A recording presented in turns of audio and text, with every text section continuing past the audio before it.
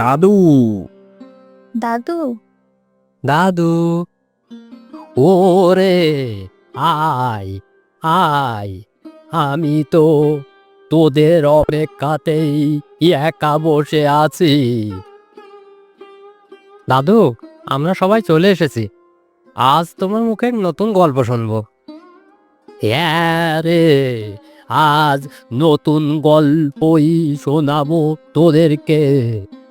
দাদু, আজ আমাদের কি গল্প শোনাবে বলো না? ও দাদু, বলো না গল্প। আজ আমি যে গল্প তোদেরকে শোনাবো, সেই গল্পের নাম হলো লাল মোরগ। লাল মোরগ? হ্যাঁ রে, লাল মোরগ। শোন তবে। আমার একমাত্র মেয়ে মারজান, বড় মায়াবী চেহারা ওর। ভারী মিষ্টি মেয়েটা আমার সাথে কিছুটা জেদিও, তবে খুবই শান্ত আর ভালো মনের মেয়ে মারজান। কারো সাথে কখনোই ঝগড়া বিবাদ আর মারামারি করে না সে। তবে মাঝে মধ্যে ওর মা ওকে কিছু বললেই ওর ভারী অভিমান হতো। কাউকে কিছু বলবে না, অতি গোপনে একান্ত আমার কাছে চলে আসতো। আর আমার কাছে সেই তার যত অভিমানের কথা সবই আমাকে বলতো। রাগ দেখাতো মায়ের প্রতি, আবার মাকে ভালোবাসতো খুব। আমি যতটা পারতাম ওর শখ আবদার পূরণ করবার চেষ্টা করতাম। তো যাই হোক, সেবার আমাদের বাড়ির মুরগির ডিম ফুটে 11টা বাচ্চা হয়েছিল। মারজান যে কি খুশি না হয়েছিল মুরগির ছোট ছোট বাচ্চাগুলি দেখে। প্রতিদিন তার মায়ের সাথে সাথে সেও ওই মুরগির বাচ্চাগুলোকে খেতে দিত। দেখতে দেখতে মুরগির বাচ্চাগুলি বড় হতে লাগলো।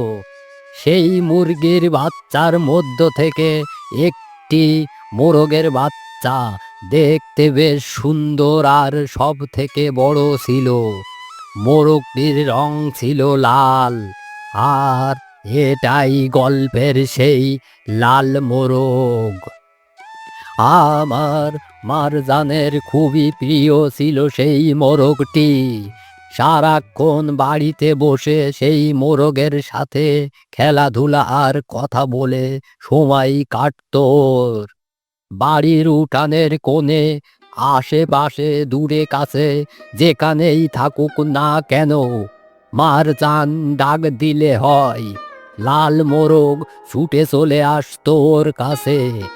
সন্ধ্যার সময় মায়ের সাথে সেও মুরগিগুলোকে অতি যত্নে মুরগি ঘরে তুলে রাখতো। আবার সকালে মুরগিগুলোকে বাইরে বের করে খাবার দিত। ও দাদু, তারপর কি হলো গো? বলো না, বলো। রে, বলছি তারপর যা হলো। বলো না দাদু, তারপর কি হলো? সেদিন দিনটি ছিল শনিবার। দিনটি ছিল বিকাল থেকে আকাশটা মেঘে ঢাকা, ঘন ঘাটা। এই বুঝি বৃষ্টি নামবে নামবে এমন ভাব।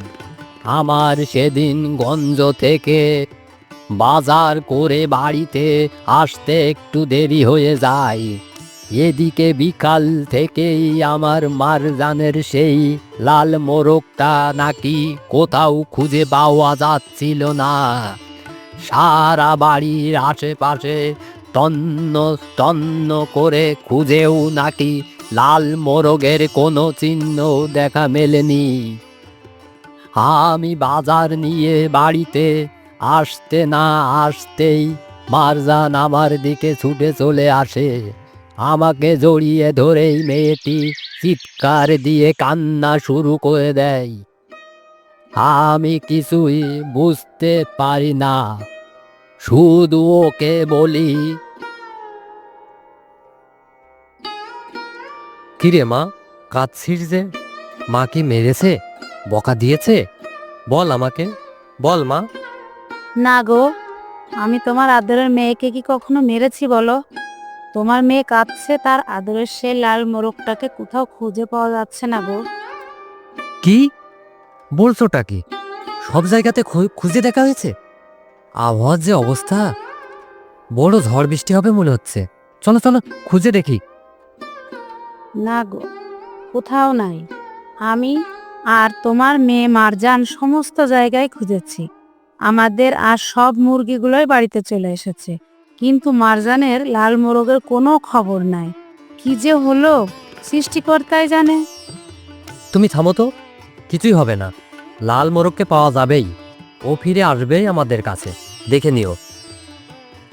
ও বাবা, মোরগটিকে আমরা কি ফিরে পাবো? মোরগটি কি আমাদের বাড়িতে আসবে? বলো না বাবা, বলো। সে সময় আমার আর বুঝতে বাকি নেই। লাল মোরগটিকে হয়তো বনের শিয়াল বেজি ধরেছে, কিন্তু এ কথা মেয়েকে কিভাবে বলি আর বোঝাই?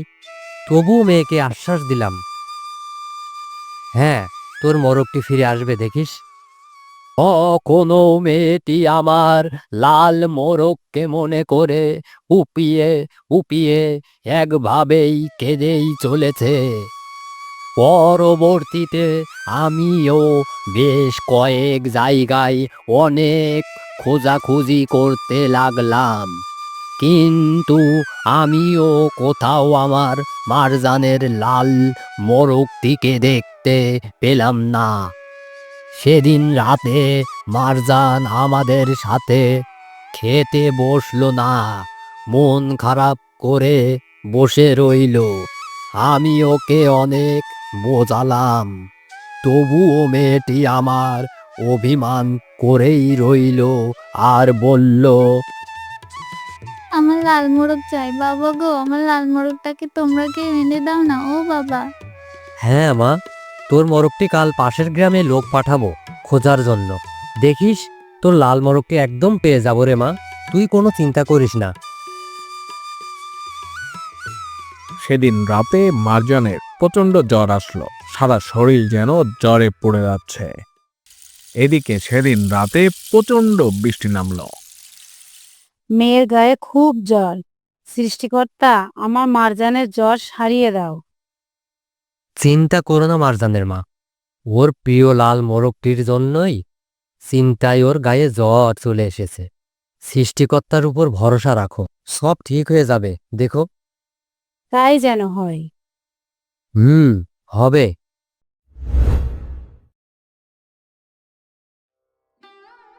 পরপর 3 দিন 3 রাত মেয়েটার গায়ের জ্বর একটু কমলো না। সারা রাত মেয়েটা আমার গায়ে জ্বর নিয়ে শুধুমাত্র বলে চলেছে, ও বাবা, আমার লাল মোরগটাকে এনে দাও, দাও না বাবা, লাল মোরগটা হয়তো না খেয়ে আছে বাবা, ও বাবা এনে দাও না মোরগটাকে। আর এদিকে লাল মোরগেরও কোনো সন্ধান নাই। মেয়েটার সাথে আমারও যে খুবই প্রিয় হয়ে উঠেছিল সেই লাল মোরগ। মেয়েটার গায়ের জ্বর নামলো, মারজান একটু সুস্থ হতে আমাকে বলল, ও বাবা, আমার লাল মোরগটিকে কি আমরা আর কোনোদিনও দেখতে পাবো না বাবা? লাল মোরগটি কি বেঁচে আছে? মা রে, তোর প্রিয় লাল মোরগটিকে আমরা তো আর কম খুঁজলাম না, কোথাও মোরগটির কোনো সন্ধান পেলাম না। সৃষ্টিকর্তাই জানে রে মা, তোর মোরগটি বেঁচে আছে কি নাই।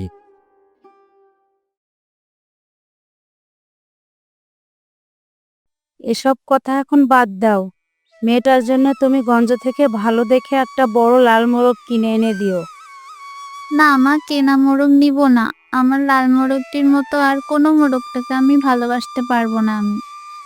সব ঠিক হয়ে যাবে রে মা, দেখবি তুই আবার আগের মতো হাসি খুশি করে বেড়াচ্ছিস। তোর খুশি তো আমাদের খুশি, তাই না? একদম ঠিক বলেছো মারজানের বাবা। তোমরা তো আছো, আমার আর কিছুই লাগবে না। ও বাবা, তুমি তো আমার সব। সবই ঠিক হয়ে গেল আগের মতো। আবার নতুন করে বাড়িতে মুরগির ডিম ফুটে অনেক বাচ্চা হলো। এবার বাচ্চাগুলির মধ্য থেকে মোরগ হলো 4টা, আর 4টাই হলো সেই লাল মোরগ। ও দাদু, তোমাদের সেই লাল মোরগের কোনো সন্ধান পেয়েছিলে? হ্যাঁ, পেয়েছিলাম। পেয়েছিলে দাদু? কোথায়, কিভাবে? বেশ কিছুদিন পর একদিন আমাদের বাড়ির পাশের বাগানের ভেতর কিছু গাছ কাটতে গিয়েছিলাম। তারপর তারপর কি হলো দাদু? বাগানের ভেতর প্রবেশ করে কিছু দূর যেতেই ঝোপের পাশে একটি শেয়ালের গর্তের মুখে আমাদের সেই লাল মোরগের মৃতদেহ, আর দেহের পাশে ছড়িয়ে ছিটিয়ে পড়ে আছে লাল মোরগের অসংখ্য পালক। তারপর? ও দাদু, তারপর কি হলো? তারপর আর কি, আমার বুঝতে আর বাকি রইল না যে লাল মোরগটিকে বনের হিংস্র শেয়ালে মেরে ফেলেছিল। দাদু, মারজানকে কি বলেছিলে ঘটনাটি? না রে, আমি বিষয়টি আমার মারজানকে জানিয়ে মেয়ের আর কষ্ট দিতে চাইনি, তাই ওকে এ বিষয়ে আর কিছুই বলিনি। তবে আমি আমাদের মোরগের মৃত দেহটা দেখে আর মারজানের কথা মনে করে খুবই কষ্ট পেয়েছিলাম রে। মেয়েটা আমার যে সত্যি তার শখের মোরগটিকে অনেক আদর যত্ন আর ভালোবাসতো। আসলে মন থেকে ভালোবাসলে কষ্ট পেতে হয়। তাছাড়া গৃহপালিত যে কোনো পশু পাখির প্রতি মানুষের মনে এক অন্য রকম ভালোবাসা জন্ম নেয় রে। তোরা তো এখন ছোট, তোরা বড় হলে বুঝবি আমার কথাগুলি, সেদিন বুঝতে পারবি তোদের এই দাদুর কথাগুলি মিথ্যা না রে। কখনো তোরা কেউ অবলা পশু পাখিকে কষ্ট দিবি না। যতটা পারবি ওদেরকে মন থেকে ভালোবাসার চেষ্টা করবি, স্রষ্টাও তোদেরকে ভালোবাসবে। ও দাদু, গল্পটি সত্যি সুন্দর। হ্যাঁ দাদু, সুন্দর লাগলো তোমাদের লাল মোরগের গল্পটি। এখন আরেকটি গল্প শোনাও না আমাদের। না রে, আজ আর না। আজ অনেক বেলা হয়ে গিয়েছে। কাল আসিস, কাল আবার আমি তোদের নতুন গল্প শোনাবো রে। আজ সবাই বাড়ি চলে যা, তোদের জন্য বাড়ির সবাই অপেক্ষা করছে হয়তো। আচ্ছা দাদু ভাই, আজ তবে আমরা আসি। কাল কিন্তু তুমি আমাদের এমন সুন্দর গল্প শোনাবে। আচ্ছা দাদু ভাই, আজ তবে আমরা আসি। কাল কিন্তু তুমি আমাদের এমন সুন্দর গল্প শোনাবে। হ্যাঁ রে, আমি তো তোদের গল্প শোনাবার জন্যই অপেক্ষা করি। তোরা সবাই গল্প শুনতে সময় মতো আমার কাছে চলে আসবি। আমি নতুন গল্প তোদের শোনাবার জন্য কাল আবার অপেক্ষাতেই বসে থাকবো। চলে আসিস সবাই।